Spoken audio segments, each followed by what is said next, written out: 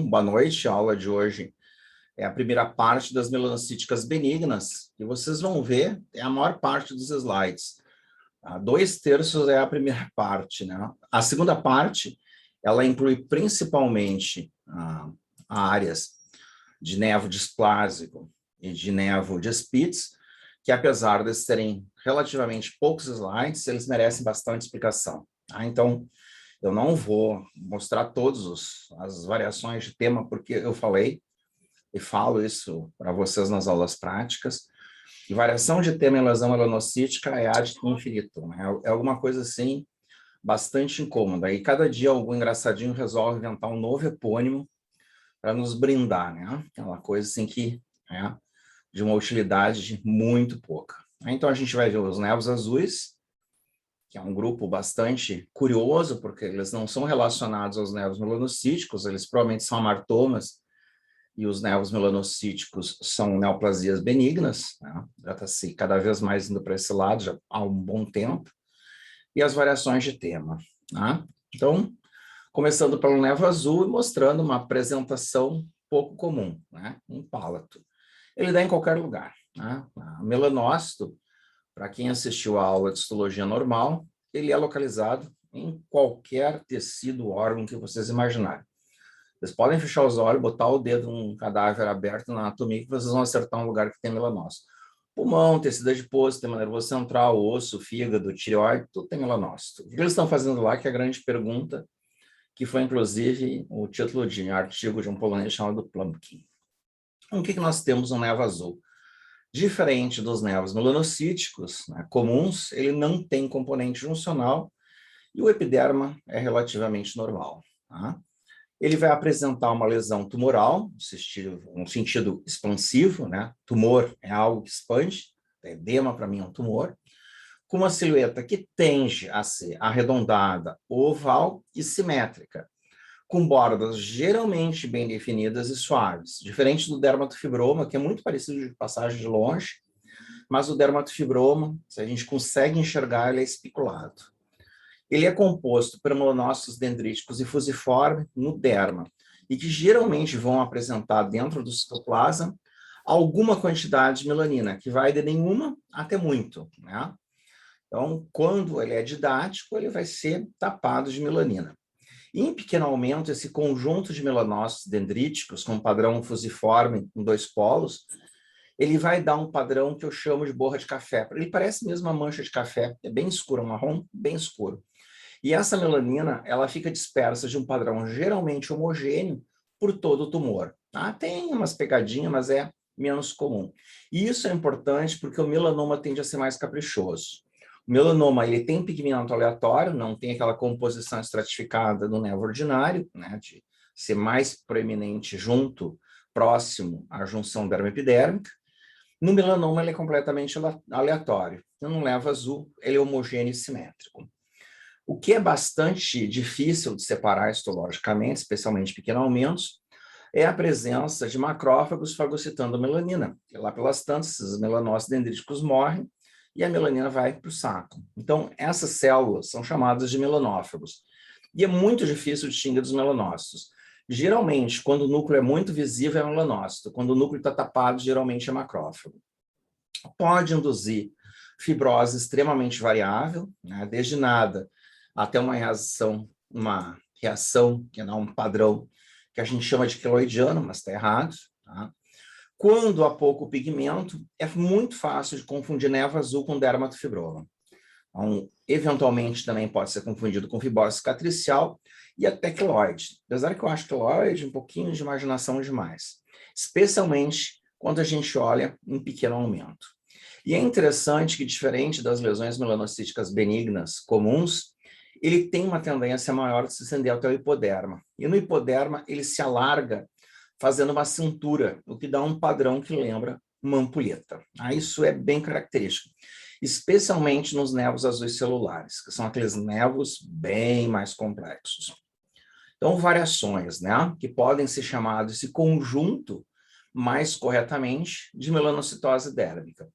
A gente tem um nevo azul comum, que é o nevo também conhecido pelo epônimo de Jadson Tisch, ou Jadasson, né, que é o mais correto, Jadasson Tisch. O nevo azul celular, o nevo de Masson, em que tem geralmente uma população bifásica com melanócitos dendríticos mais melanócitos epitelioides, em proporções completamente aleatórias. Esses melanócitos epitelioides geralmente ficam mais internamente e são cercados pelos linfócitos dendríticos. Eventualmente são pequenas células tipo B, epitelioide é tipo A, e podem ser completamente desprovidos de pigmento, o que às vezes dá uns ninhos claros no meio de uma população de aparência fibrosa pigmentada, né? Então dá um contraste muito bom. Mais recentemente começou a aparecer um terceiro desse grupo dos mais comuns, né?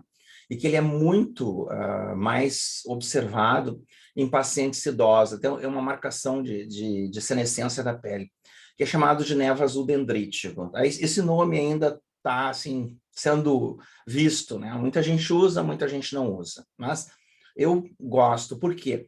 Qual é a diferença? Um nevo dendrítico, ele está mais para uma melanocitose, porque ele geralmente não tem pigmentação ou apresenta escassa pigmentação e não apresenta reação desmoplásica. Ele não vai apresentar aquela fibroplasia concêntrica que encerca, né, os fascículos de colágeno. Eventualmente, eu posso ter um 2 em 1, né, uma colisão melanocítica, que a gente chama de nevo combinado. E a forma disparada mais comum, assim, 90 e tantos % dos nevos combinados, é a associação de um nevo azul comum, Yada Suntiche, mais um nevo melanocítico composto com intradérmico.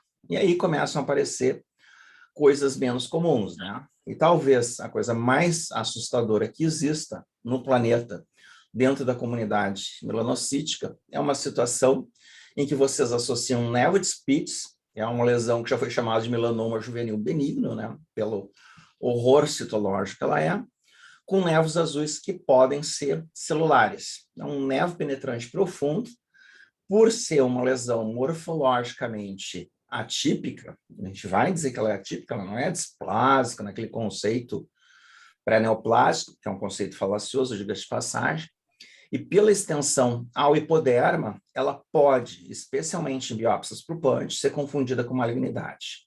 Isso é muito importante. Quando eu tenho um retalho inteiro com bastante hipoderma, assim, o padrão em ampulheta, as bordas arredondadas limpas, sem a reação estromal e reação inflamatória, a ausência de componente juncional nas lesões mais velhas, cuidado com o novo, que o nevo de Spitz é combinado no paciente muito jovem. Tudo isso pode me ajudar a fazer diagnóstico diferencial. Mas em biópsia limitada, e muitas vezes em revisão de patologias gerais, a gente acaba vendo lesões diagnosticadas, né, overdiagnosticadas como melanoma, quando são essa variante, e felizmente é bastante rara. Coisas menos comuns e bem menos biopsiadas são as melanocitoses, né, que são essas lesões que não têm uma fibrose importante, que inclui a mancha mongólica. Eu já vi mancha mongólica em biópsia, mas é o tipo de coisa assim, que a gente vê uma vez na vida. Ele é basicamente igual ao nevo azul, mas com muito menos fibrose, muito menos pigmento, e muito menos células dendríticas. Ela passa batida, quase que a gente não enxerga se não tem a clínica.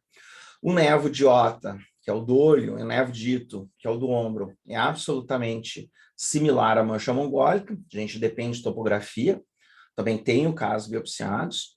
E o nevo de Ori, que é um nevo Ota simile bilateral, mas adquirido, né, diferente dos outros que são de padrão congênito. O diagnóstico diferencial entra com o dermatofibroma, em que eu vou ter pigmento por hemosiderina, que vai ser PELS positivo, com aquela cor azul caneta Bic, e os melanomas de células fusiformes, porque diferente dos melanomas usuais, o melanoma de células fusiformes tem uma tendência a não apresentar componente juncional. Tá? Isso é algo bastante chato, porque 99% dos melanomas têm componente juncional, a não ser que faça muita regressão. E os melanomas de células fusiformes, eles não lembram melanomas. Frequentemente, eles são confundidos com cicatriz, principalmente na área da calva.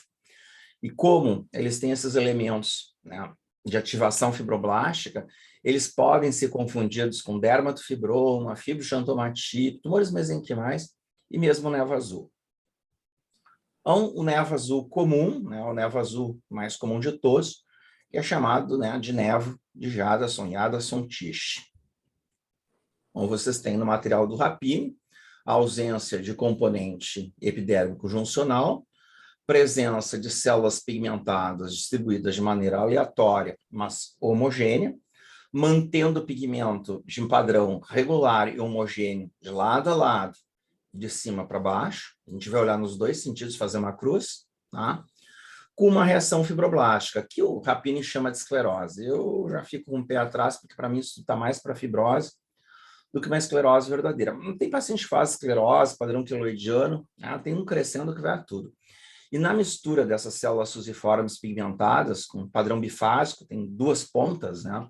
Diferente do dendrito habitual, que são 5 no melanócito usual, aqui são 2. Eu vou ter misturado eles melanófagos, mas nesse aumento é impossível diferenciar, só se diferencia em grandes aumentos. Essa é a famosa borra de café que vai dar a lesão azul telefone, né? As azul telefone da Ericsson, um preto telefone que a gente quase não enxergava se estava meio escuro. E, de novo, vocês veem uma lesão dérmica, sem componente juncional, sem apresentação de atrofia ou hiperplasia epitelial, com simetria bilateral bem evidente, com um padrão relativamente regular, apesar das bordas não serem exatamente arredondadas à primeira vista, com distribuição homogênea e regular do pigmento melânico. Essa aqui vocês veem que a borda está mais arredondada, inclusive está fazendo, né, uma fenda aqui, que a gente poderia dizer estroma-estroma, uma lesão que vocês veem, ela é bem mais clara. Então, a disposição e a quantidade de pigmento, ela é relativamente variável, né? Ela tende a ser homogênea e dar a borra de café, mas tem algumas que parecem nódulos fibróticos, né? E isso é uma coisa, às vezes, que tem zero de pigmento e tu está jurando que está vendo um dermatofibroma.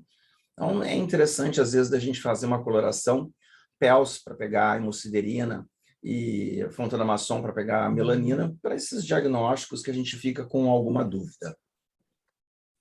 Aqui vocês têm a base, inclusive encercando na porção inferior glândulas e ductos écrinos, e vocês veem que esse colágeno, que o Rapini gosta de chamar de quiloidiano, na verdade ele está mais arredondado, não está com aquele aspecto de ramo de árvore que a gente vê habitualmente no queloide, cercado pelas células melanocíticas dendríticas não, um padrão mais fusiforme, né, esse padrão dendrítico bipolar, é um padrão alongado, dando os famosos redondinhos, que eu falei para vocês, eles aparecem muito nitidamente em 4 situações, 2 proliferativas e 2 inflamatórias granulomedular e mucinose, proliferativas, névoa azul e dermatofibroma.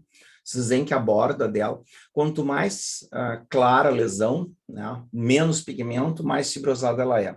E é mais fácil de ver a borda redonda. Quanto mais pigmentada, menos fibrosada ela é, mais difícil de ver a borda. Elas gostam de fazer essa inversão, fazer polos, né? Ó, vocês têm o colágeno redondo, que é uma característica do névoa azul e do dermatofibroma, mas lesão pigmentada, na maior parte das vezes, vai corresponder a um névoa azul, certo? Então, padrão bem característico, importante para diagnóstico diferencial com dermatofibroma. Tem outras coisas, né? Aqui uma lesão mais em boa de café, a gente sempre olha para os limites, né? Para a parte externa, a parte marginal, literalmente, e a gente vê, então, o que eu chamo de encercamento do colágeno, o colágeno redondinho, ou rodela de tomate. Vocês podem utilizar um padrão morfológico mnemônico que vocês achem mais interessante para guardar na cabeça, mas lembrar, isso não é colágeno quiloidiano como o Rapini coloca, respeitando a opinião dele, certo? Ele deve achar engraçado eu falar em rodela de tomate também. Mas é só uma maneira da gente guardar, porque ele é muito menor que uma fibra quiloidiana verdadeira. E aqui vocês têm a célula com esse padrão fusiforme alongado, com um núcleo visível, com a granulação de melanina bem evidente no citoplasma. Quando a gente enxerga um núcleo com evidência, fala a favor de melanócito dendrítico. Quando o núcleo está tapado, fala a favor de macrófago, melanófago, melanofagia. O névoa azul celular, o névoa de Masson, já é uma situação que vocês vão ver que ela é bem mais evidente. A silhueta dela é mais aparente na maior parte das vezes. Em que eu tenho uma lesão bem celular, a gente denota pelo tom arroxeado por uma maior quantidade de núcleo em comparação com o citoplasma, estendendo-se ao hipoderma, mas com a borda bem evidente, gordinha. Tá? Qual é a pegadinha nas melanocíticas? Lesões que infiltram favorecem benignidade, lesões que empurram favorecem malignidade. Tá? Como é que eu posso dirimir, de uma certa forma, essa dúvida à primeira vista, especialmente para quem vai se preparar para uma prova do TED ou do TEP? É só olhar a junção na foto da prova. Se a junção não apresenta componente melanocítico, favorece uma lesão benigna, porque 99% das lesões melanocíticas malignas vão apresentar componente juncional, especialmente para a prova. Na prova, eles são bastante ortodoxos, eles não vão dar pegadinha. Para lesão melanocítica, porque senão eles vão enlouquecer vocês. Tá? De ordinário, a gente enlouquece com a vida habitual, mesmo olhando todos os dias. Eu olho em média de 5 a 10 melanomas todos os dias da minha vida. Hoje foram 7, que foi um dia relativamente calmo. Névoa azul, uma localização, névoa azul celular, uma localização típica, ele adora a região das nádegas, né? Ele aparece muito comumente nessa região, em que vocês veem essa proliferação, que ela chega junto do derma papilar, mas nem entra no papilar, que tem um componente mais celular nas áreas claras e mais dendrítico roxo escuro nas áreas periféricas, que se estende de modo saculiforme, lembrando até um neurofibroma plexiforme, até porque eles são parentes, né? Eles são priminhos, provavelmente com o mesmo pai, de passagem, fazendo uma fofoca, né? Vocês têm essas lesões saculiformes, frequentemente com a borda bem demarcada, a borda inferior, se estendendo ao hipoderma e frequentemente na junção, na interface dermo-hipodérmica, eles são acinturados, dando esse fenômeno de silhueta de ampulheta. Esse padrão em ampulheta é bastante característico dos névos azul celulares, do tipo celular, ou névoa de Masson. É a mesma lesão em maior aumento, vocês viram que tiraram pela base, né? Isso é um verdadeiro filme de terror, porque a avaliação de lesão melanocítica a gente considera sempre a base mais relevante do que a superfície, porque se tiver índice mitótico na base é maligno, matou a charada. Vocês veem o componente bifásico, né? Duas populações, células mais escuras correspondendo às células dendríticas bipolares, né? Bifásicas, com esse padrão alongado, tipo um fibroblasto muito longo, com as células epitelioides, inclusive, formando ninhos claras e sem pigmento na parte interior, induzindo maior ou menor quantidade de fibrose. Isso é bem aleatório, como todo névoa azul, inclusive as formas comuns, né? Jadson-Tisch. Aqui a borda da lesão, mostrando que ela está se estendendo para baixo, né, em direção ao hipoderma, com um padrão comum na lateral e o padrão mais epitelioide na área central mais clara, mostrando nitidamente que há esse afastamento, né, dois padrões em um. Né? Não é uma colisão, é simplesmente uma diferenciação em dois polos. Em maior aumento a coisa já fica um pouquinho mais complexa. As áreas circulares que não estão coradas, na verdade não tem nada aí dentro, isso aí era lipídio, né? Foi lavado durante a preparação da parafina pelo xilol. Vocês têm o componente fusocelular pigmentado e o componente mais epitelioide, que é um pouquinho fusiforme, mais claro, sem pigmento, para mostrar sempre, são duas populações. Maior aumento, bem a periferia, células epitelioides, tipo celular, e as células pigmentadas. E vocês estão vendo que tem umas células muito coradas, essas células bem coradas, elas são tão borradas que vocês não enxergam o núcleo. Então, essas são os melanófagos.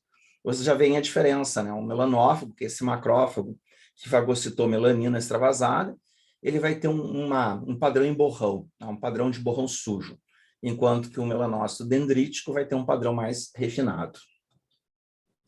Aqui uma coisa muito assustadora para quem já tem um olho um pouquinho mais treinado. Vocês têm as células melanocíticas, epitelioides, padrão A, na periferia, junto às células dendríticas usuais, e essa estrutura em feixe cor-de-rosa não faz parte da lesão, faz parte da histologia normal.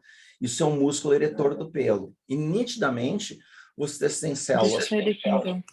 A periferia do músculo eretor do pelo, invadindo o músculo eretor do pelo. Tá? Então, uma outra pegadinha das células Uau. melanocíticas. Elas adoram invadir estruturas. E a gente não tem nada para fazer como diagnóstico diferencial. Isso não significa nada. No seara das lesões melanocíticas, a gente tem que ser um pouco tolerante. Principalmente em algumas situações especiais que a gente vai ver principalmente agora nas lesões melanocíticas. Por exemplo, pacientes muito jovens. Pacientes pediátricos, a gente é absolutamente tolerante. À medida que o paciente vai envelhecendo, a gente vai indo para o padrão clássico, né? Se ele não leu o livro, a gente já começa a botar o pé bem atrás. O que a gente tolera na criança, a gente não tolera no velho. Outra lesão, com o padrão saculiforme penetrando o epiderma, com uma leve cintura, que é o padrão em ampulheta, com a distinção, né, bifásica, células escuras na periferia, células epitelioides claras no centro, numa lesão bem azulada, né? Aquela inserção dos cabelos.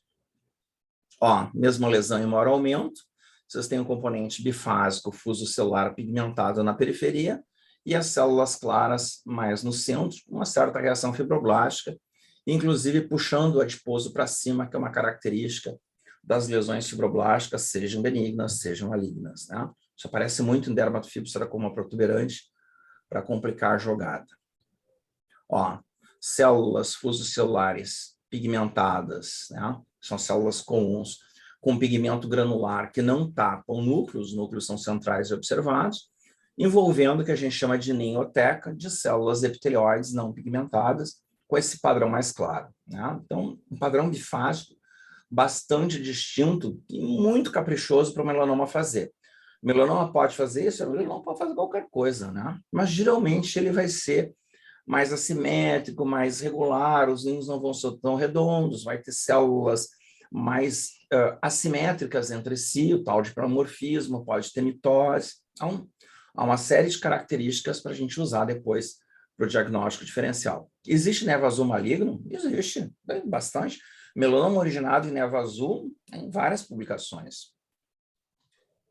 Mancha mongólica, foto que eu tirei da internet, porque ninguém fotografa paciente por mancha mongólica, né? A não ser por curiosidade, mas mais pessoal da pediatria. A gente está acostumado, né? Região lombar baixa das nádegas. E quando vocês olham uma biópsia, né? Vocês não veem absolutamente nada, primeiro aumento. Então, ela é aquelas lesões que entram no grupo de dermatoses fantasmas, né? As dermatoses que não têm uma representação. Dermatose, não dermatite, né? Dermatose no sentido de condição, não de inflamação. Em maior aumento, a gente já começa a ver os melanócitos dendríticos sem reação fibroblástica, diferente da névoa azul, tipo Jadson-Tisch. Opa! Ó, e que são extremamente delicados, tá? Eu tenho maior aumento nas outras variantes desse grupo, que quando a gente não sabe localização, não tem idade do paciente, a gente chama simplesmente de melanocitose dérmica, né? Para por aí, que deixa o colega resolver a situação. Falta de informações. Ó, em maior aumento, vocês estão vendo aqui as células dendríticas, né? Com esse padrão bipolar, diferente daquele padrão que lembra um polvo do melanócito juncional. Por que que eles fazem isso? É um dos grandes mistérios da humanidade. Aqui vocês têm um filete nervoso, com a bainha bem preservada, uma vênula, uma artéria de pequeno calibre, você tem várias coisas bem interessantes, né? Vocês veem que não tem praticamente reação fibroblástica. Então, as lesões desse grupo de melanocitose dérmica, incluindo mancha mongólica, elas não alteram muito o background, né? Diferente do névoa azul, que daquela reação dermatofibroma símile, né? Ó, uma lesão é bonita, né? Ela é extremamente, a célula, às vezes é extremamente longa e delicada, né? Com essa granulação bem bonitinha, e dá para ver, ó, o núcleozinho está preservado. A gente enxerga ele mais azuladinho, né? Mais basofílico, tá? Isso inclui o nervo dito, que é o nervo do ombro, e o nervo de aorta. O nervo de aorta, ele pode ser simplesmente da conjuntiva, pode ser da pele da conjuntiva, e pode se estendendo mais além. Então, ele pode ser das duas localizações, o nervo de aorta, né? Que é um nervo fusco cerúleos oftalmomaxilares, descrito lá em 1939 pelo Otta, tá? Posteriormente, em 84, o Ori descreveu a outra lesão, que é o nervo de Ota adquirido e terminou virando nervo de Ori. Mas não se faz diagnóstico olhando simplesmente para histologia, vai depender da apresentação clínica, né? Então, os patologistas geralmente sempre acham que estão vendo o nervo de Ota. Quando a gente sabe, né? Às vezes a gente nem percebe. Essa lesão está mais pigmentada, mas vocês veem que a fibra de colágeno está bem preservada, né?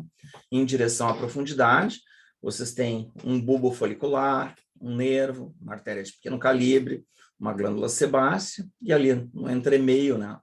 No interstício do colágeno, vocês têm junto as fibras colágeno, até seguindo a mesma direção, elas pegam carona das fibras, vocês veem as células dendríticas pigmentadas de padrão bifásico, bipolar.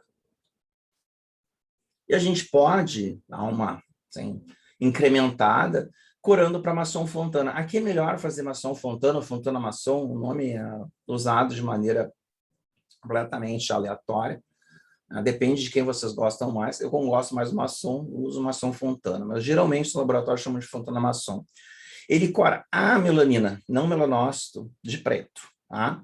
Tanto que vocês estão vendo aqui em cima a junção dermoepidérmica, as células que estão expressando o pigmento, aqui que ficou positivo, correspondem a queratinócitos basais, porque o melanócito ele tem os dendritos comidos pelas células basais, e ele perde, né? Os melanófagos, a partir do 3 para diante, são introduzidos à força, né? O queratinócito funciona como um macrófago e come, né? Avidamente. Aqui no derma não acontece esse fenômeno. Então, as células que expressam pigmento nitidamente fusiformes bipolares correspondem justamente aos melanócitos dendríticos do nervo azul, do nervo de Ota, nervo dito, né? Que no caso, um nervo de Ota, que é igual ao nervo de Ori, não faz diferença nenhuma. Depois tem uma situação um pouquinho mais chatinha do ponto de vista conceitual, porque se misturam muitas coisas, né? Gato com cachorro e lagarto. Então, não tem nem, às vezes, nada semelhante nem no grupo, né? Só está no reino. Então, o que é lentigo? Quando eu falo lentigo, de modo usual, eu estou falando de lentigo simples. As outras coisas não são lentigos. São lesões lentiginosas, lentigoides, o que for. Mas não são exatamente o mesmo. Né? Assim, do ponto de vista fisiopatológico, tem muita confusão por uma clínica absurdamente semelhante. Né? Que não é um problema da clínica, já vou dizer para vocês. É um problema da fisiopatologia. A gente tem maneiras até de falar isso de uma maneira mais diplomática, como eu digo. Então, o lentigo simples, habitual, ele vai apresentar uma papilomatose digistiforme com cones interpapilares apontando para baixo, em direção ao derma mais profundo. Esses cones alongados vão ser usualmente hiperpigmentados, com ou sem aumento do número de melanócitos. Não interessa o melanócito, interessa a pigmentação. Eu posso ter um lentigo simples sem nenhum melanócito, tá? O que interessa é a pigmentação. Então, para começar, os lentigos simples são lesões mais para o lado epitelial do que para o lado melanocítico. Primeiro problema conceitual, tá? Então, a papilomatose digitiforme mais a hiperpigmentação basilar, com ou sem proliferação de melanócitos, vai formar um padrão microscópico denominado de hiperplasia lentiginosa. E um monte de coisas gera hiperplasia lentiginosa, incluindo dermatofibromas e neurofibroma também. Não forma ninhos juncionais de células névicas. Então, a gente tem o lentigo simples, que é aquela lesão que a gente vai dizer que não tem alterações dérmicas, exceto inflamação e incontinência pigmentar em lesões reacionais, que são aquelas lesões que mudam.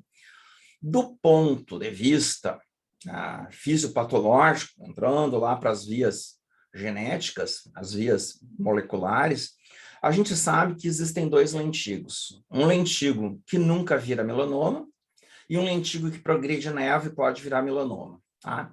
E isso está relacionado às vias, né? Então, a gente sabe que os lentigos que seguem a via, que seria metade, do BRAF, eles vão partir para a progressão para nevos e até melanoma, direto ou indiretamente. A gente não sabe ainda bem como é que é esse caminho.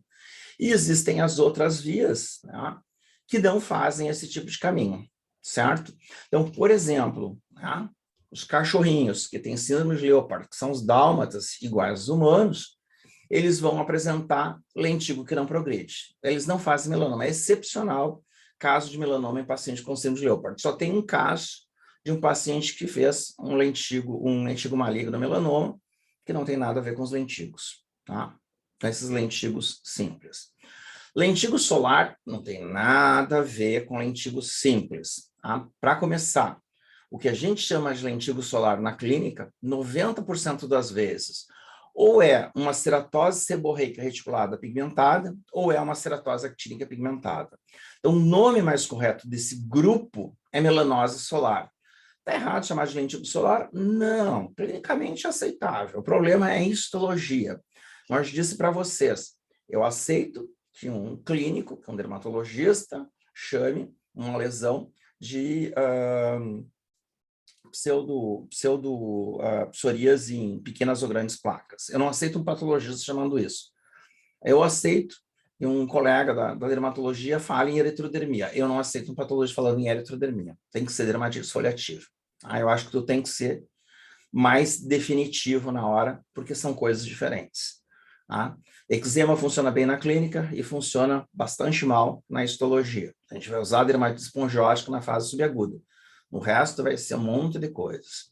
Bom, então, no lentigo solar, eu posso ter a hiperplasia lentiginosa associada especialmente à elastose solar, mais frequentemente com inflamação crônica, melanofagia, e uma coisa que aparece na literatura eu incluo, mas eu duvido muito que isso seja realidade, que é a papulomatose mais pronunciada. Porque eu canso de ver áreas de lentigo solar em zonas de atrofia com poiquilodermia actínica. E aí não tem nada de papulomatose. Então, cuidado, que isso também é meio pegadinha, tá? Outra coisa que também falam, lentigo simples é sempre plano. Não, se ele tiver reação inflamatória e fibrose, ele vai ser papuloso e confundir com nevo composto. Então, é uma outra coisa também que não é bem assim. Existem também umas situações de crescendo, em que vocês têm numa ponta um lentigo, sem ninhos, e na outra ponta um nevo juncional com ninhos juncionais. E aí o John Mays, lá em 1984, resolveu dar a colaboração dele, né, de chamar essas lesões de gentigo. E eu considero isso uma ideia de um jumento, né, porque é mais uma bobagem introduzida num grupo extremamente confuso. Tá? Já está formando ninhos, nevo juncional, acabou, não fica inventando coisa, tá? Mudando regra do jogo no meio do jogo. Não compliquem algo que já é complicado para a natureza. Mancha café com leite é um amartoma com um padrão de lentigo. Então, histologicamente, tu não diferencia. Tu precisa da apresentação clínica para chegar a esse diagnóstico. A sarda é uma impigmentação funcional. E histologicamente, ela só tem impigmentação. Ela não tem fenômeno proliferativo nem epitelial, nem melanocítico. E o diagnóstico é clínico. Tá? Apesar que clinicamente elas serem muito semelhantes, as sardas ocorrem frequentemente em área fotoexposta, é o grito de horror da pele, fototipo 1 e fototipo 2. A criança sardenta não é criança saudável, não é criança com fotodano agudo. Hiperplasia lentiginosa deve ser lembrado como base de várias alterações, incluindo o dermatofibroma e o nevo de Becker, tá? Que são situações que não são melanocíticas. Então, vocês entenderam que muita coisa que é chamada de lentigo não tem absolutamente nada a ver, é um problema de classificação. E o próprio lentigo pode ser melanocítico ou epidérmico e pode ser melanocítico no sentido de nevo, até mesmo melanoma, ou no sentido que nunca vai progredir. E a gente não sabe diferenciar um do outro, a não ser que faça mapeamento genético, e aí vai custar os olhos da cara, a não ser paciente, obviamente, sindrômico. Então, a mancha café com leite, né? Histologicamente é uma impigmentação basilar. Tudo bem, se o paciente for fototipo 5 ou fototipo 6, como é que eu vou saber? Aliás, vocês já se deram conta quantas vezes vocês mandam para o patologista a informação de fototipo em lesão pigmentada? Isso é uma coisa interessante da gente começar a pensar, principalmente em busca de lesões pigmentadas. Isso é, assim, bastante importante quando eu estou trabalhando nas hipercromias, notologia parestética e amiloidose cutânea macular, e para o lado das hipopigmentações e lesões vitiligóides, vitiligo, também entra um nevo acrômico, né, as lesões acrômicas. Lentigo simples, uma situação especial, boa essa foto, por quê? lesões de área genital, mais até do que anal, mas também pode ser incluído como ano genital, mas lesões penianas e vulvares tendem a serem clinicamente diferentes do habitual e histologicamente diferentes do habitual. Então, a gente tem um sítio especial que é a área no genital, em especial genital masculino e genital feminino. E é interessante porque essas lesões, elas tendem a expressar os dendritos que habitualmente nunca são vistos. A gente enxerga lá os tentáculos dos polvos, né? Frequentemente com presença de macrogranulações de pigmento melânico, é uma coisa rara de se ver. A gente vê isso em defeito de fagocitose, como síndrome de Shediac-Gash e síndrome de Griscelli, em situações bem especiais. Então, de novo, assim como na criança, eu vou ser tolerante também quanto à genitália, tanto masculina quanto feminina. E eu vou mostrar uma lesão em que vocês têm uma discreta hiperplasia, né, com cone mais exagerado e hiperpigmentado. Vocês veem que a parte, né, sobre a papila dérmica, ela é menos pigmentada que a porção sobre o cone. Ela não é retinha, né, ela tem uma pigmentação levemente variável. Isso também é um problema muito grande, porque frequentemente genitália, tanto vulva quanto pênis, tendem a serem mais pigmentados que o resto da pele. E, de novo, não me lembro de nenhum urologista ou uma ginecologista que tenha mandado fototipo, né? Então, de novo, é uma informação que a gente nunca tem. E muitas vezes eu dou hiperpigmentação basilar porque eu não tenho elemento praticamente nenhum da clínica, né? O pessoal não manda. E é uma coisa bastante difícil de trabalhar, assim, sendo bem sincero, com o pessoal da ginecologia, porque, primeiro, ou eles fazem vulvectomia parcial e te mandam meia vulva para examinar um lentigo, já aconteceu mais de uma vez eu pegar, e aí a explicação deles que vulva cicatriza muito bem, eu fico sempre pensando, porque não é a de vocês, né? Mas tudo bem, opinião deles. E a segunda coisa, eles mandam biópsias bem pequenas, e como eles têm aquela piada de que dermato não gosta de sangue, eles usam eletrocautério, que dermato não usa. Então, o material tem 1 milímetro totalmente torrado, e aí tu não sabe o que tu está olhando. Então, se perde muito material, mais ginecológico. Os urologistas não têm tanto problema com sangue, porque eles fazem biópsia de 1 centímetro com um tesouro, às vezes, de meato uretral, né? Então, biópsia de uro é bem o contrário do pessoal da gineco. Sem nenhuma crítica aqui ao grupo, mas maneira como eles veem a biópsia, né? Outro grupo que é bom de trabalhar é procto, dentro desse grupo anogenital, né? Os proctos geralmente dão biópsias muito grandes, né? Mais do que a gente pede. Até um pedaço do reto junto, às vezes. De novo, de longe, vocês veem que os cones estão levemente alongados e mais escuros, denotando hiperpigmentação. E embaixo tem algumas células isoladas também mais escuras, porque elas estão fagocitando melanina naquela situação especial de melanofagia. Às vezes é tão exagerado que eu não sei se vocês estão vendo aqui o material core, ele está pigmentado. Ele chega a jogar pigmento material core em um lugar que não serve para nada, né? Então, de tão pigmentado que é, ele começa a exportar para o material córneo, para a camada córnea. Ó, essa lesão está muito bonita, né? Porque vocês têm bem a hiperplasia lentiginosa, e nesse caso, ele não só tem um cacófito, só tem. Vocês têm a presença da proliferação ditiforme do cone alongado e gordinho, como vocês têm essas células bem escuras, parecida com linfócitos, com halo claro ao redor, correspondendo a melanócitos que estão proliferados. Então, aqui vocês têm mesmo a proliferação melanocítica. Então, está naquele jogo. Talvez essas aqui são as proliferativas no sentido de que um dia vão evoluir para névo, que a gente não sabe qual é a frequência, é tudo mistério em progressão de lesões melanocíticas, a gente não sabe como funciona, e provavelmente ela está no grupo dos BRAF positivos. Além disso, ele tem essa fibroplasia concêntrica ao redor dos cones interpapilares, que é ultra valorizado no tal do nevo displásico. Então, isso é um lentigo com achados de nevo displásico. Isso é horrível? Não tem diferença nenhuma, continua sendo um lentigo. Então, cuidado, assim, achados isolados que são hipercaracterísticos, segundo alguns autores, especialmente os equivocados, eles podem, às vezes, aparecer espontaneamente, isoladamente, em situações benignas. Eu vou fazer um somatório para ver se 1 mais 1 mais 1 mais 1, 4, vai dar uma pontuação apontando alguma alteração, atipia arquitetural citológica. Em maior aumento, as células com halo claro, melanócito, ele não expressa desmossoma nem hemidesmossomas, ele só tem gap junctions, então ele encolhe e forma esse halo, e por isso que é tão fácil diferenciar ele do queratinócito. Além do que ele não retém melanina, quem está retendo melanina e bem castanho aqui, na verdade, são os queratinócitos, especialmente basais, com algum grau de melanofagia. Lembrar que Leopard é uma situação que acomete seres humanos e acomete cachorros, em especial os dálmatas, que são cachorros tidos como muito brincalhões e muito pouco obedientes, e que, na verdade, 1/3 deles são surdos profundos, né? Então, faz parte da síndrome. Leopard é uma síndrome composta por lentigos, que ocorrem em 10.000 ou mais, envolvendo não só a pele, como mucosa, cavidade oral e escleras. Alterações eletrocardiográficas, geralmente bloqueio de ramo, hipertelorismo ocular, estenose pulmonar, mas pode ter estenose aórtica e prolapso da válvula mitral, alterações de genital, especialmente criptorquidia ou monoquidismo, eventualmente pode ter microgenitália, que é aquele paciente em preto e branco do Fitzpatrick, da foto anterior, retardo de crescimento e surdez profunda, tá? Ele foi descrito inicialmente em 1936, numa mulher de 24 anos, pelos Eisley e pelo Berg, que foi estudado pelo Gorlin, da síndrome de Gorlin-Goltz também.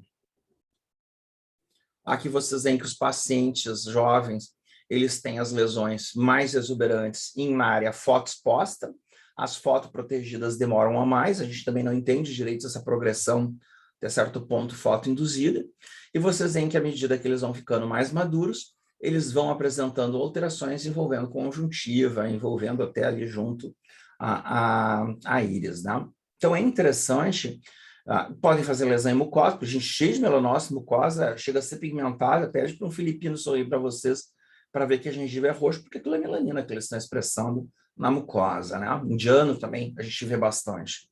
Cachorro tem a língua preta, porque eles têm expressão de melanina na língua, algumas raças mais do que outras. Então é interessante a gente observar isso, né? Para que serve a melanina? Para que serve o melanócito? A gente não sabe até hoje.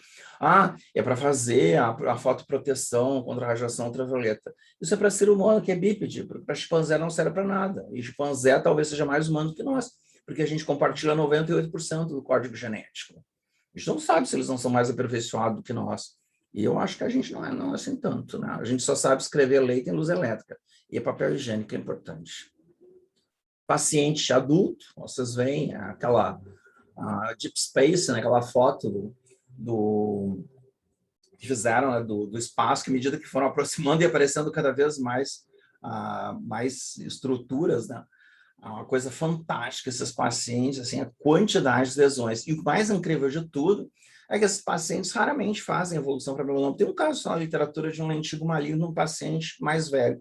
E eles não vão muito adiante, eles morrem relativamente cedo, geralmente por alterações cardíacas, que é muito comum. Aí eles, por volta dos 40, 50 anos, eles já começam a apresentar alto índice de óbito. Então, geralmente, o pessoal da cardio chama, às vezes, a gente para fazer a avaliação desses pacientes. É interessante, como eles são pouco sintomáticos, muitos deles não dão importância da que eles são tapados de sarda, né, de lesão. Lentigo mucoso, vocês estão vendo lentigo em grandes quantidades, aqui com sinal de pinça, né? Bem delicado, botaram uma pinça que ficou a marca. E a gente sabe que os lentigos múltiplos de mucosa, especialmente labial, eles podem ser marcadores de síndromes genéticas, né? Síndrome neurocutâneas em especial, marcadores, então, de doença interna, em que a gente tem a mucosa, às vezes acantótica, com uma pigmentação basilar, geralmente mais proeminente na ponta do cone interpapilar, em que vocês têm também incontinência pigmentar, certo? Às vezes isso é tão delicado que, se não tiver história, passa como mucosa normal, ou mucosa com cantose glicogênica, porque toda mucosa tem um certo grau de cantose glicogênica. Quando vocês têm esse epitélio com células queratinocíticas mais largas, tipo Pandora, e com esse tom de rosa mais claro, ela está retendo glicogênio. Por que elas fazem isso? Porque é uma reação que elas fazem a qualquer tipo de agressão, motivação, estímulo. Eu sempre digo, um queratinócito é um eterno adolescente, qualquer coisa fica oriçado. Extremamente reacional. Paciente com Poit-Segers, né, que talvez seja a associação mais badalada de todas. É interessante porque a gente não precisa procurar na genética, os pacientes já têm o diagnóstico, porque o pai ou a mãe no mínimo, já são afetados. E existe uma confusão muito grande com uma coisa que é chamada de síndrome até pouco tempo, hoje não é chamada mais, é chamada de pigmentação de Loger-Hunziker, e foi descrita em 1970 como uma hiperpigmentação macular adquirida, envolvendo lábios, mucosa oral, mas frequentemente associada com melanoníquia longitudinal. Tá? É interessante, porque não existe alterações sistêmicas nem predisposição à malignidade, diferente do que a gente vê no Poitsiega. Por isso que se tirou o síndrome e se deixou só pigmentação. Tá? Então, é interessante, ou hiperpigmentação mucutânea lenticular idiopática, que é outro nome proposto para cair fora o EPUNA. Lembrar que, na verdade, existem várias outras doenças que entram dentro das pigmentações lenticulares de mucosa, incluindo mucosa labial e genital. Lentigo genital com aspectos reticulados gigantes, isso aqui a gente recebe volta e meia como vulvectomia, porque não fazem um exame dermatoscópio pela dificuldade de localização e frequentemente não pedem uma revisão com um dermatologista, né? A área de genitália tem um problema que as pacientes não botam espelho retrovisor para ver sua genitália todos os dias, em que deveriam ser treinados a fazer um autoexame de tempos em tempos, pelo menos uma vez por ano, ou pelo menos uma vez por ano ir para o ginecologista, né?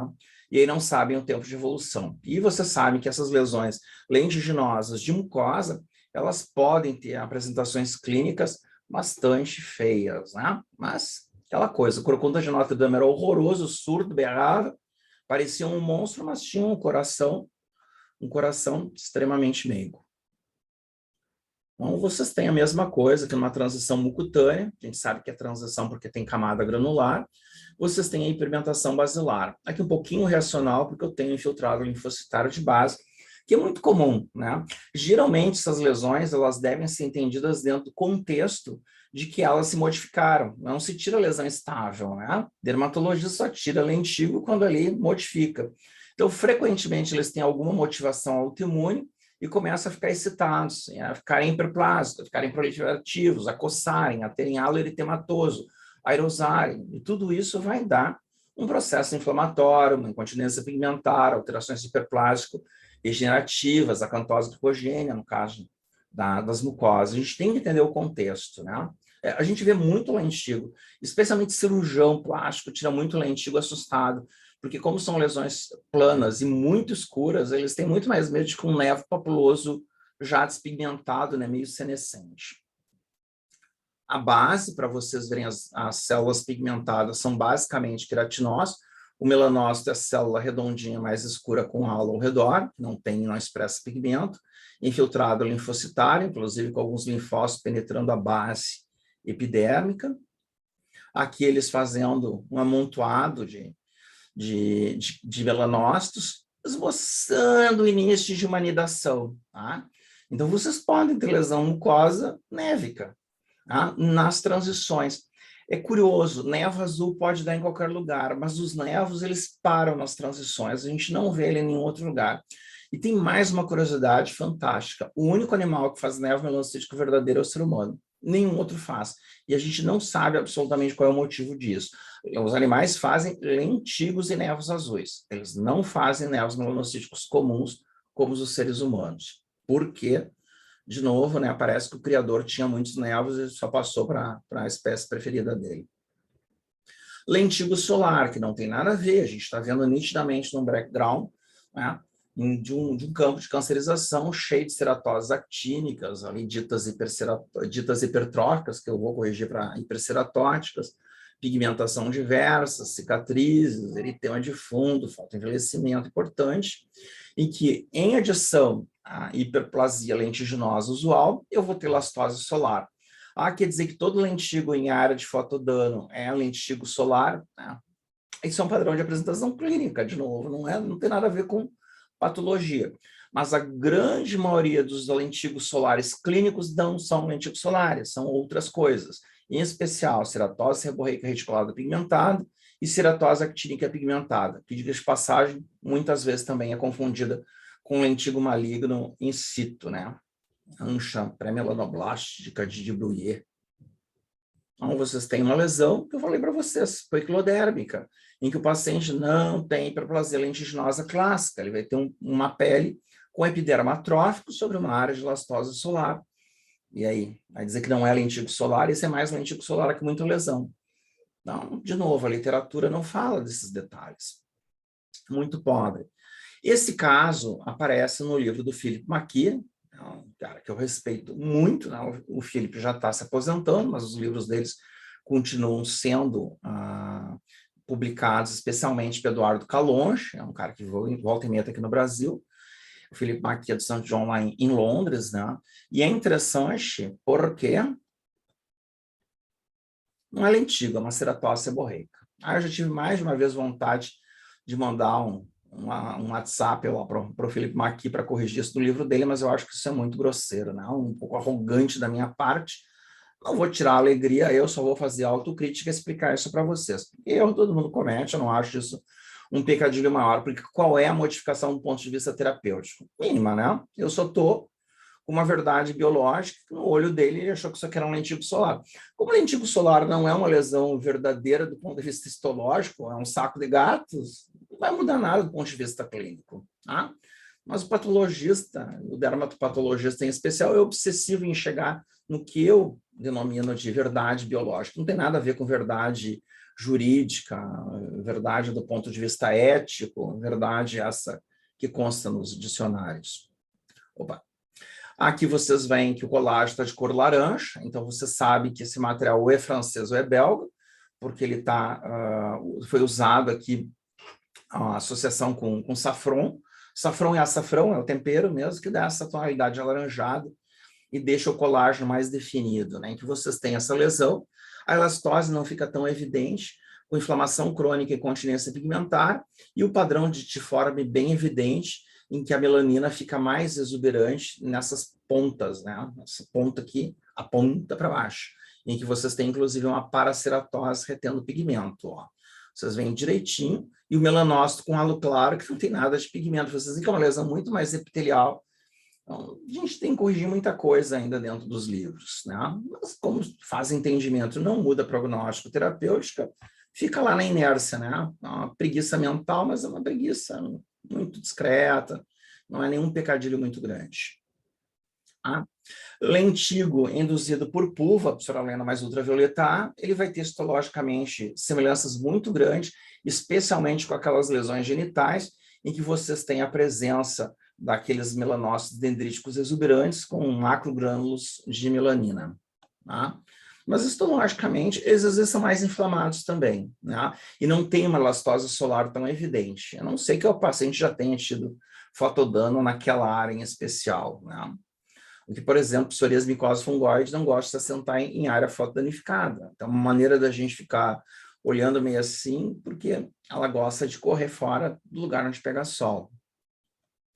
Então, para começar a área de nervos melanocíticos, eu queria entrar no texto, já está em uma edição bem mais recente, eu peguei a anterior de 2004, do Guido Massi e do Philippe Lebois, conheço pessoalmente o Philippe Lebois, um cara muito divertido. Para começar, não tem nada de francês, é Leibovitz, ele resolveu dar uma sofisticada no nome dele.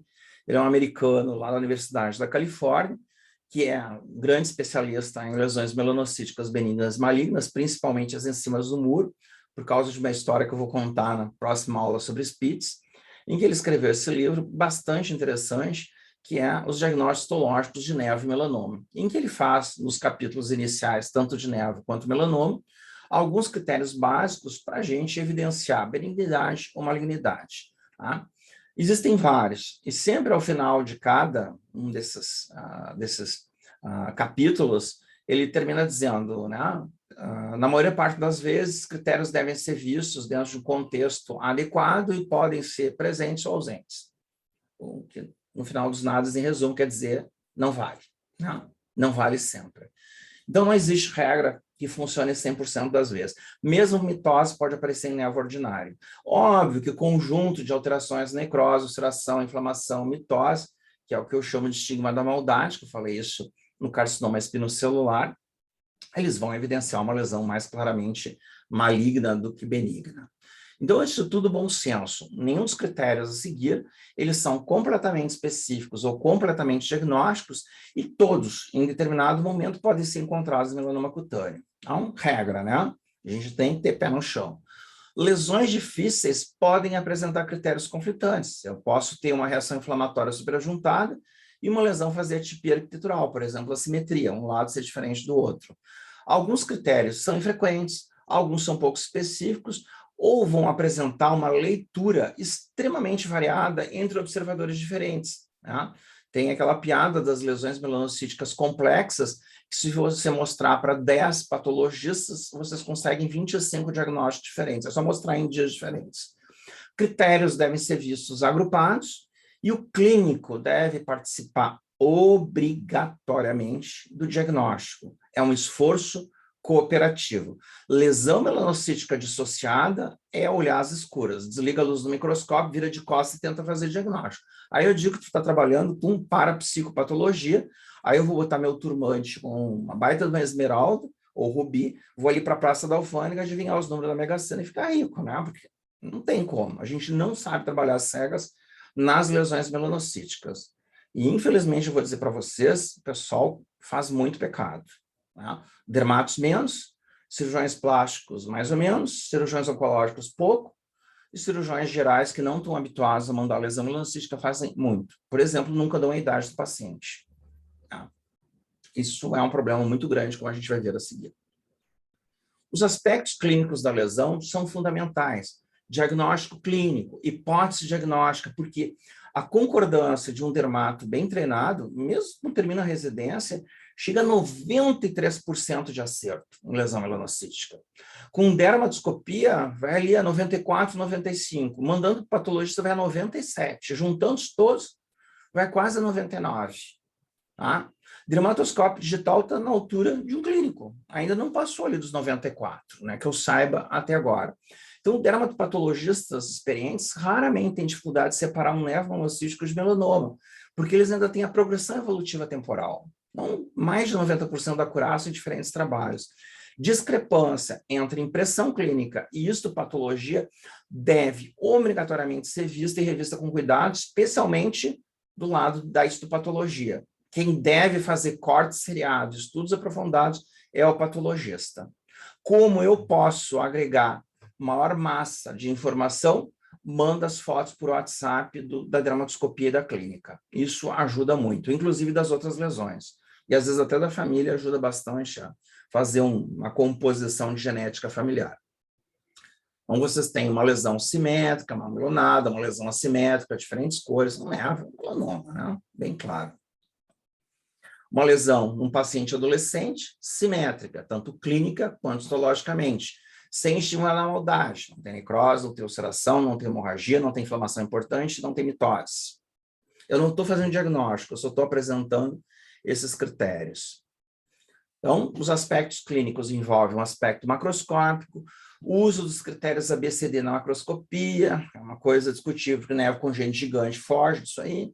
A idade do paciente que eu tenho um nível de corte que é 40 anos, abaixo dos 40 eu vou pegar leve, acima dos 40 eu vou ser clássico, pegar pesado. A dispersão juncional pagetoide, as células que estão subindo em direção à camada granular, imitando o balão de gás, e em lesões melanocíticas de pacientes maiores de 40 anos, quase sempre vão indiciar melanoma. Mesmo a lesão no primeiro ano de vida geralmente favorece benignidade. Vocês veem como muda o mesmo padrão morfológico. Nervo de Spitz juncional ou predominantemente juncional não existe depois dos 40 anos. Os nervos melanocíticos, mesmo de Spitz, eles progridem para o padrão composto. Tá? Diferente do nervo comum, que pode ser juncional e aparecer aos 80 anos de vida. Por que a gente não tem explicação? Mas nervo de Spitz sempre vai fazer progressão à medida que a gente envelhece. Sempre, né? Com raras exceções, mas aí é bem discutível. Então, dispersão pagetoide é a presença de ninhos ou células isoladas em ascensão, né, com SC, em direção à camada granular e córnea. Então, isso é uma dispersão pagetoide. Se for pele acral, também não tem significado se for central. Se ela for dos lados, ela começa a favorecer malignidade. Ó, dispersão pagetoide numa lesão acral. Tá? Então, eu tenho que procurar onde. Se isso aqui é na beirada, é ruim. Se isso é no centro, eu vou esquecer. Se paciente é pediátrico, eu vou esquecer. Pequena dimensão da lesão. Dimensão lateral da lesão pode ser estimada no microscópio. Lesão menores de 3 milímetros, predominantemente juncionais e sem alterações dérmicas, incluindo elastose, têm maior chance de serem benignas. Nervos de Clark, que geralmente tem mais de 6 milímetros, e nervo melocítico congênito, especialmente os vestimentares, obviamente são exceções. Formação de ninhos juncionais tende a ser mais tardio no melanoma. Geralmente, essa dispersão em ninhos, ela ocorre quando a lesão é maior que 3 milímetros, e aí começa também a dispersão pagetoide. Então, um melanoma muito pequeno, ele não tem grandes alterações, tá? Eu já vi melanoma com 1,3 milímetros de diâmetro clínico. Eu até apresentei para o pessoal de São Paulo que eles não acreditavam naquela época. Lá nos anos 90, o pessoal duvidava muito que se desse melanoma abaixo de 3 milímetros, né? Então, é uma coisa que eu já venho discutindo isso desde que eu comecei, né? Aqui os padrões que vocês veem, dos ninhos bem formados, redondos e apontando para baixo, versus uma lesão que não forma ninhos, com uma dispersão pagetoide e lentiginosa, a gente vai ver isso agora no progredir da aula, assentada numa zona de elastose solar. Quer dizer, tem vários sinais de perigo, vários sinais de atenção, especialmente para quem vai fazer prova, porque lesão melocítica juncional em área de fotodano para prova de TED e TEP favorecem melanoma do tipo lentigo maligno in situ. Simetria da silhueta da lesão. Neoplasias benignas tendem a apresentar silhuetas simétricas. São simetrias bilaterais, em que a gente divide a lesão pela metade através de, geralmente, uma linha vertical. Às vezes não precisa vertical, às vezes elas vão aparecer num V, como se fosse um livro aberto. Lesões mais antigas podem apresentar alterações periféricas, perdendo o aspecto simétrico. Isso acontece muito em cicatriz umbilical, acontece muito na orelha, né, onde tu tem uma certa distorção da própria arquitetura, né, pelo aspecto macroscópico da orelha e do umbigo. Mesma regra vai valer para o nervo de Spitz clássico, né? Então, formam, às vezes, um padrão em cunha bastante característico. Opa, em que vocês têm as lesões papilomatosas, nervo de Una, as lesões junto às glândulas sebáceas centrofaciais, né, o nervo de Meissner, do Guido Meissner, e as lesões com padrão cupuliforme, com ninhos bem demarcados, um fenômeno chamado cupping, que é esse espaço claro, no nervo de Spitz. Tudo isso a gente vai ver com calma. Aqui vocês têm lesão clássica, e depois a gente vai trabalhar com elementos de maturação. Simetria bilateral, livro aberto. Simetria bilateral, corta ao meio, um lado reflete o outro. Sem componente juncional, sinal bom, né? Ausente de componente juncional, 99% de chance de ser benigno.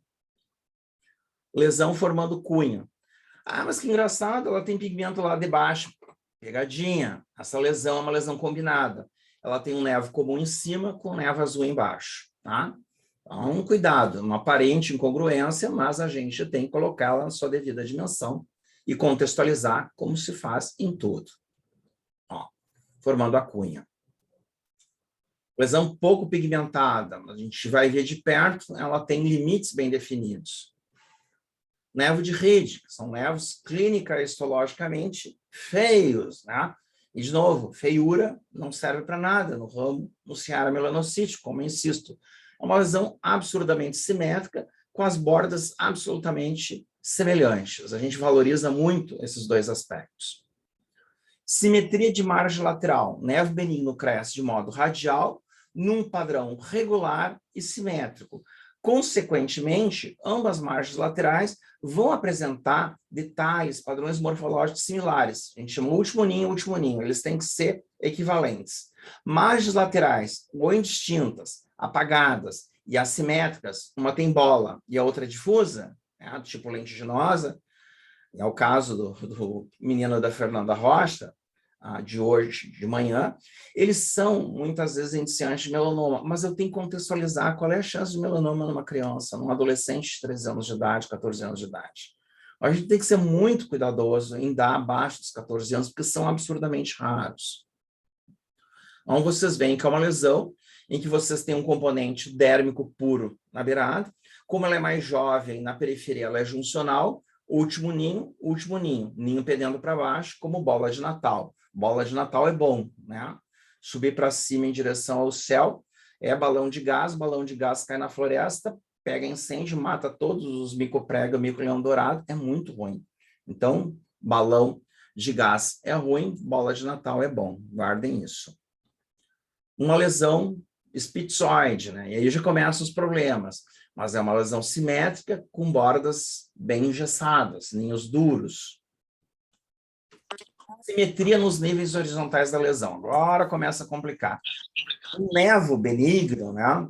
Que já é um termo que eu acho horroroso, porque nevo é sempre benigno e melanoma é sempre maligno. Eu não conheço nada em cima do muro, salvo o tumor de Spitz, que é uma outra situação. Apresenta detalhes histológicos homogêneos em cada nível de sua espessura. Então, eu vou estratificar, tá, em linhas. Um truque, justamente, consiste em dividir a lesão em faixas ou linhas e avaliar as células de cada extrato, comparando-os entre elas. Então, elas vão ter formação, tecas, cordões e feixes, à medida que aprofunda, elas vão se espalhando. Uniformidade dessas células nessa mesma linha ou faixa de tamanho e forma. Quantidades similares de feixe de colágeno em linfócitos, se tiver uma apresentação inflamatória associada, tipo um nevo-halo. Então, vocês veem que as células juncionais não tem nada a ver com as células aqui do derma superior, que não tem nada a ver com as células mais difusas do derma em direção à profundidade. Ó, vocês têm células juncionais de um padrão, células dérmicas superficiais mais claras, células dérmicas mais profundas, mais escuras. São 3 estratos, pelo menos. Eu pegar no mesmo extrato, meu Deus, que coisa horrorosa essas células são, porque elas não têm cara de nada. Quem é que diz que isso é melanócito? É melanócito porque tem pigmento. Eu mostrei para vocês um monte de queratinócito tendo pigmento. Como eu posso saber, num componente dérmico, tenho uma indicação de que provavelmente essas células são células de origem melanocítica, sem olhar para o pigmento. Vocês estão vendo essa bolinha lilás dentro de vários núcleos.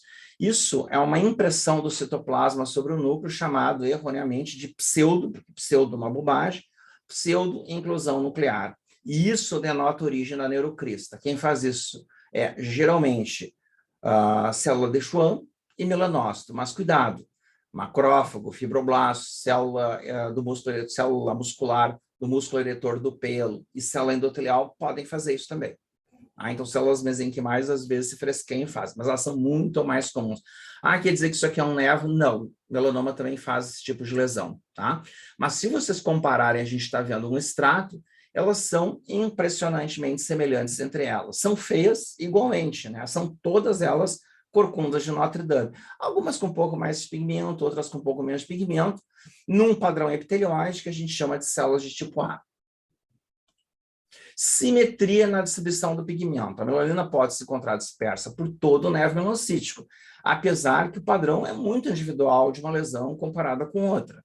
Essa distribuição da melanina numa dada lesão benigna, num nervo, ela tende a se apresentar de padrão simétrico num arranjo similar para cada metade. Então, corta ao meio, ela tem que bater, tem que ser um espelho.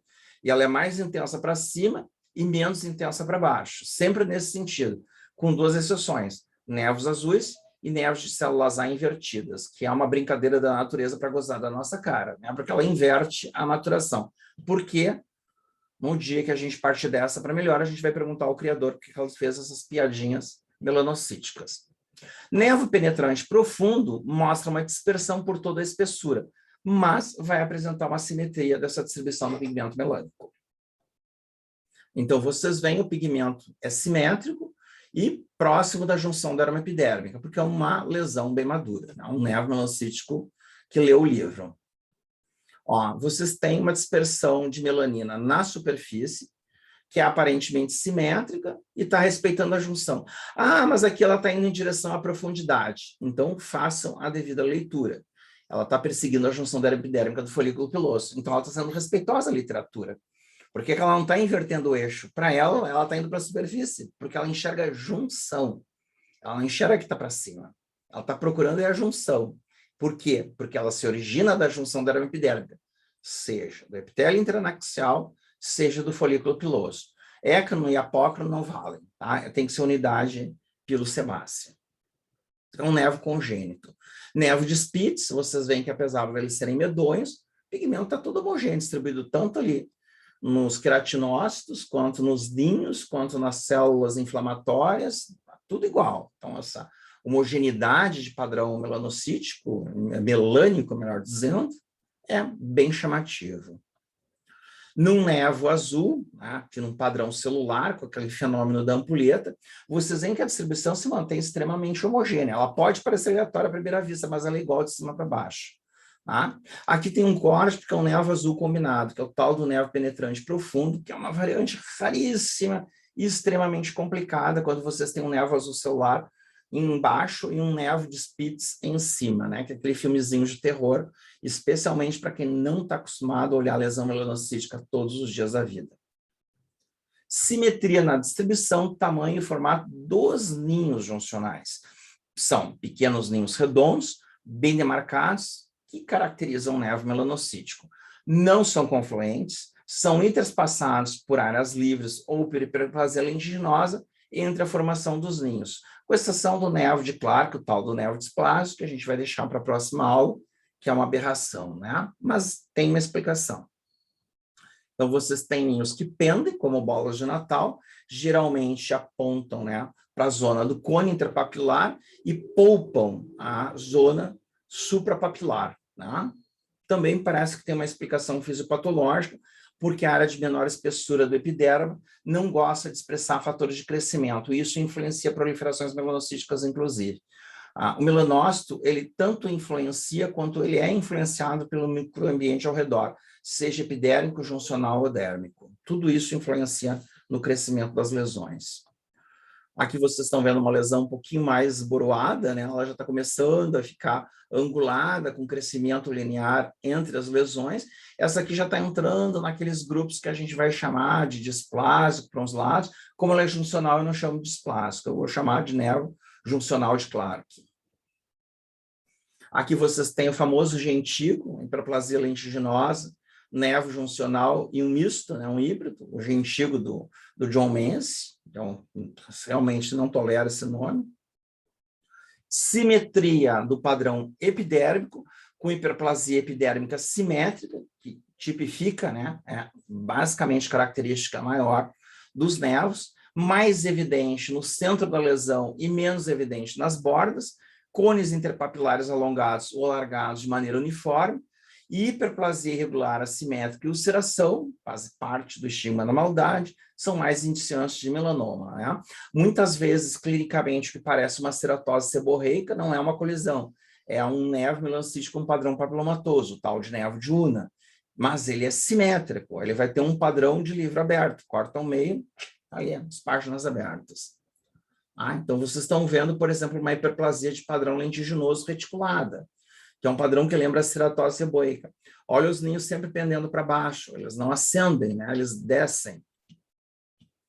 Densidade celular uniforme, uma densidade que é similar dos componentes celulares dentro de um mesmo nível, faixa, extrato, linha de lesão, é um indicador de natureza benigna. Densidade, ela se mantém homogênea, mesmo em situações que sempre são mais complexas de avaliar, que inclui o névoa de Spitz e os névos de sítio acral.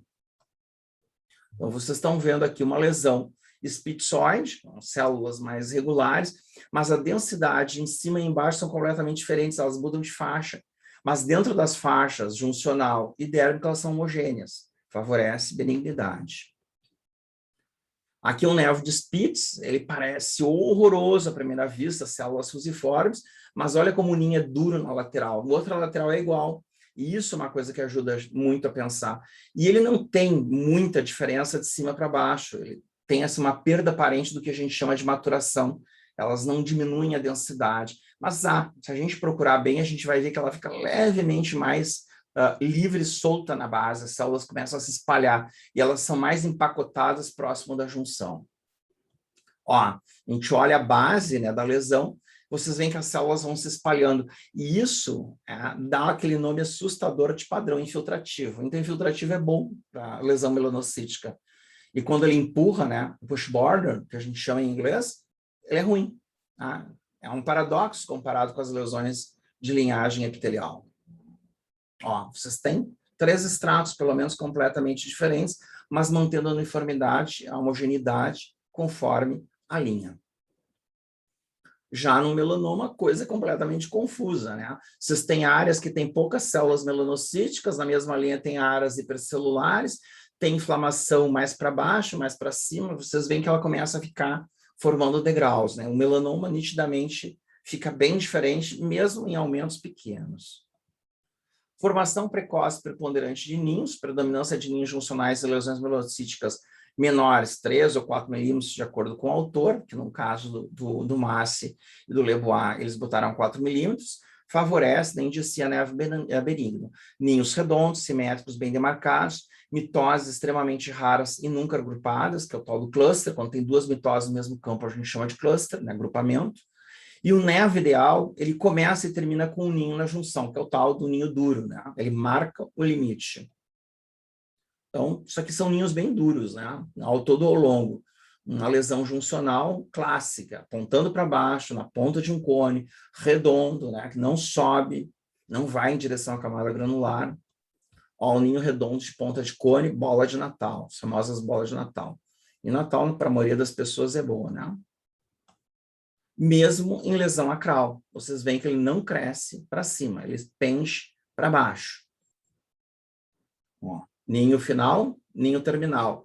Ah, mas um é pequeno, outro é grande. Lembrar que isso aqui é tridimensional, saco de laranja. Eles podem estar cortados, angulados, em viés, em oblíqua. Isso vai determinar tamanhos diferentes. Então, tem que ser tolerante, porque eu estou vendo uma lesão chapada em 2 dimensões, que, na verdade, tem 3 dimensões. Também é uma lesão, provavelmente extremidade, não superfície volar. Provavelmente deve ser lateral do pé, porque não tem hipoderma, né? Tipo maléolo, por exemplo. E, obviamente, que aqui mudou de figura, porque vocês têm célula balão de gás, elas estão subindo isoladamente ou em grupos em direção à camada granular. Isso se chama dispersão pargetoide e é significativa para pensar em melanoma, especialmente quando for na borda, nas laterais de lesões acrais, em qualquer outra lesão, mesmo no meio, ou em paciente acima de 40 anos. Carimbou vai ser um melanoma de espalhamento superficial in situ. Melanoma pargetoide é um termo bem antigo, né? É um padrão pargetoide. Maturação, que é a diminuição das células melanocíticas em direção à profundidade, levando a chamada neurotização, células ficam neuróticas, né? Mais correto, a chonização dos melanócitos profundos. Estratificação em 3 grupos, de cima para baixo. A, juncional, dermo-juncional. B, dérmico superficial. E C, lá embaixo. Mas eu posso ter uma lesão só de células A, só de células B, só de células C, misturas aleatórias. E somente as células A expressam tirosinase e têm capacidade de dobrar dopa até melanina. Então, a melanina, como regra, sempre aponta a direção da junção. Ela nunca aponta para baixo, exceto naquela bizarrice do nervo melanocítico de células A invertidas, que sabe-se lá por que a natureza fez essa piada com o ser humano. Para maltratar os patologistas de pele, né? Isso, tem algumas torturas, mas as células melanocíticas são bem capciosas, viu? Elas gostam de torturar as pessoas. Vocês têm aquela lesão, que é a lesão que eu mais mostro é essa foto, porque vocês veem que a melanina está maturando no lugar certo, ela está apontando para cima, essa leu o livro, apontando a área da junção. Ó, em maior aumento, células A pigmentadas, células A menores não pigmentadas. Células A já expressando pouco pigmento, células B mais linfocitóides, e no fundo, mais dispersas ainda, lembrando fibroblastos pequenos, na verdade fibrócitos, vocês têm a célula C, que é o componente neurótico, né, neural, e às vezes a gente tem vontade de dizer nevo senil, né? Aí o paciente vai ficar bem incomodado, então a gente chama de neuronevo, né? Não é um nome muito bonito de se dar num laudo para o paciente, é meio bem deselegante, não meio, né? Bem deselegante. Aqui vocês têm um nevo bem neurotizado, tem nevo que já foi para a área de neurofibroma, só que ele lembra muito o neurofibroma plexiforme, porque eles formam essas estruturas, lembrando novelos de lã, as células fusiformes sofrendo torcicolo, né? Elas são meio dobradinhas, é uma banana com torcicolo. Essas estruturas, né, essas formações são chamadas de estruturas tactoides, porque lembram aquelas estruturas tipo Meissner e Fater-Patini, né? As estruturas de tato das extremidades. A arquitetura amartomatosa organoide da lesão, com presença de componentes epidérmicos, anexiais e mesenquimais, é um padrão discutível se é amartomatoso, parece ser mais indução, que leva à hiperplasia epitelial papilomatosa, hiperplasia lentiginosa, padrões ceratose seboica simile, no lado mesenquimal lipomatose, angiomatose, Ossificação, formação de osteoma no osteonevo de Nanta. É a outra bobagem, xarope que inventaram. Então, vocês têm hiperplasia epitelial digitiforme acentuada, com pseudorolhas córneas, lembrando uma ceratose seboica de padrão reticulado. Uma lesão com padrão de hiperplasia fibroepitelial, lembrando um pólipo fibroepitelial séssil. Uma lesão com padrão de ceratose seboica versus nevo epidérmico verrucoso. A gente não enxerga a direita sala melanocítica dança, né? E tem um menorzinho aqui, também pode ser às vezes confundido com verruga viral. Uma lesão bastante vascularizada, dando um padrão angiomatoso. Um padrão serrilhado, chamado pelos alemães de pseudovascular. Eu detesto, porque eu detesto a palavra, o prefixo pseudo, que não tem significado nenhum. E um nevo junto a um osso, né? Então, esse é o famoso osteonevo de Nanta, que eu gosto de chamar de osteonevo da Zanta, né? Porque é outro nome bobo que inventaram para botar mais um epônimo para infernizar a vida de quem faz TED ou TEP, porque eles não funcionam. Na prática, temos 3 diagnósticos para lesões melanocíticas, especialmente para conduta. Se for nevo, é bom. Se for melanoma, geralmente é ruim. Depois a gente discute prognóstico de lentigo maligno in situ. E se eu não cheguei a nenhuma conclusão, eu vou chamar de não sei. Com um nome mais elegante, lesão melanocítica composta apresentando alterações do componente funcional, tal e tal. Eu vou ligar para o colega e vou discutir a terapêutica com ele, porque o meu papel como patologista não é dar diagnóstico, é participar frequentemente da discussão terapêutica, no que eu posso ajudar, dentro das minhas limitações. A ausência de estigma da maldade. É um termo meu, isso não está no Guido Massi, nem no Felipe Lebois, eu que acrescentei. Não apresenta necrose, hemorragia, ulceração, processo inflamatório, cuidado com o nevalo. Sem atipias relevantes, cuidado com Spitz, que mantém o padrão nos estratos. E não tem mitose do componente dérmico, ou especialmente população pediátrica que pode apresentar mitose, elas não vêm de modo agrupado, não forma cluster.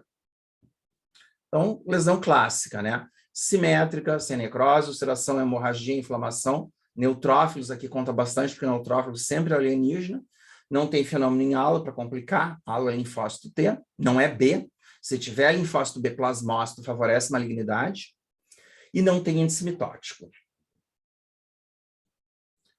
Bom, eu vou parar nessa foto do Traub, do Arthur Allen, que é uma das figuras mais detestáveis na história das lesões melanocíticas, do Harry Kill. Eu não tenho nenhum problema com o Traub e Kill. O meu problema é com esse senhor do meio, que vem a ser o marido da Sophia Spitz. Tá? Eu até posso mostrar essa foto lá do Sloan Kettering para ver o que eles estão fazendo. É uma festa regada a bebida alcoólica para mostrar que os patologistas se divertiam nos anos 40. Eu vou terminar aqui para não deixar a aula mais longa, e aí a gente parte das lesões melanocíticas a partir desses dados básicos, que eu acho que a aula fica mais simétrica e menos cansativa para vocês.